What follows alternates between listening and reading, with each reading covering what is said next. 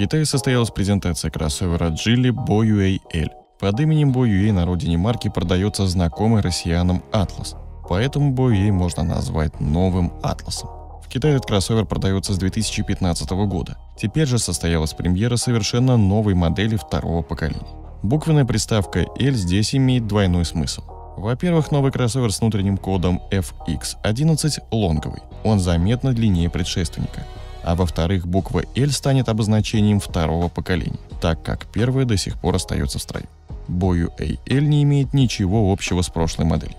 Автомобиль перебрался на платформу CMA от Volvo. На ней базируется Volvo XC40, Geely Tugela и большая часть моделей Lynk & Co. Сзади стоит независимая подвеска.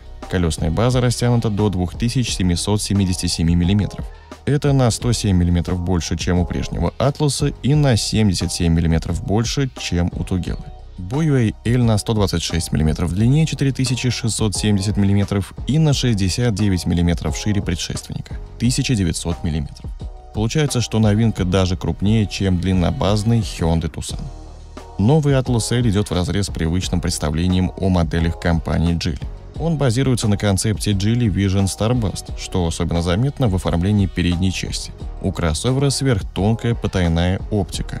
Фары состоят из 182 светодиодов. Они соединены с фонарями-планками во всю ширину кузова, а рубленными формами автомобиль напоминает Cadillac Lyriq. Одним из самых заметных элементов в интерьере стал 13,2-дюймовый вертикальный сенсорный экран мультимедийной системы, который возвышается из центрального парящего тоннеля. Кроме него можно отметить нестандартный квадратный мультируль, приплюснутый сверху и снизу, по аналогии с недавно представленным на рынке РФ Changyang Юники. Необычно выглядит и пустотелый джойстик коробки передач, а цифровая приборка диагональю 10,25 дюйма плавно переходит в переднюю панель за счет атмосферной подсветки. Первыми на рынок выйдут бензиновые версии. Базовая турбочетверка объемом 1,5 литра, мощностью 181 лошадиную силу, 290 ньютон-метров. Она дебютировала совсем недавно на модернизированном паркетнике Geely Coolray.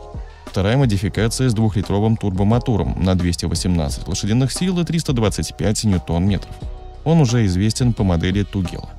Обе версии работают с 7-ступенчатым роботом с 2 сцеплениями и имеют только передний привод. Со временем гамму дополнит обычный и подзаряжаемый гибрид Hi-X. Им полагается 1,5-литровый трехцилиндровый компрессорный двигатель, электромотор и 3-ступенчатая трансмиссия. Также кроссовер получит проекционный дисплей с дополненной реальностью диагональю 25,6 дюйма и акустическую систему Harman Infinity. Еще новинке положена функция кругового обзора на 540 градусов и система автономного вождения с интеллектуальной помощью водителю на уровне L2. Работают ассистенты под управлением новой операционной системы Geely Galaxy OS Air. За вычислительную мощность отвечает платформа третьего поколения от Qualcomm на чипе Snapdragon 8155.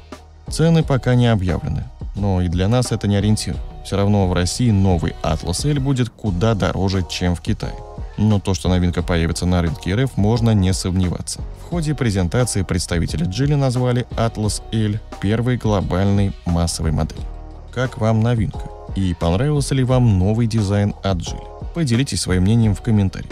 Также не забывайте подписываться на мой телеграм-канал, где каждый день публикуются новости. А чтобы не теряться, советую подписаться на мой Яндекс.Дзен. В описании закрепленном комментарии я оставлю ссылки, чтобы вы не пропускали новые видео и были в курсе последних событий автоиндустрии.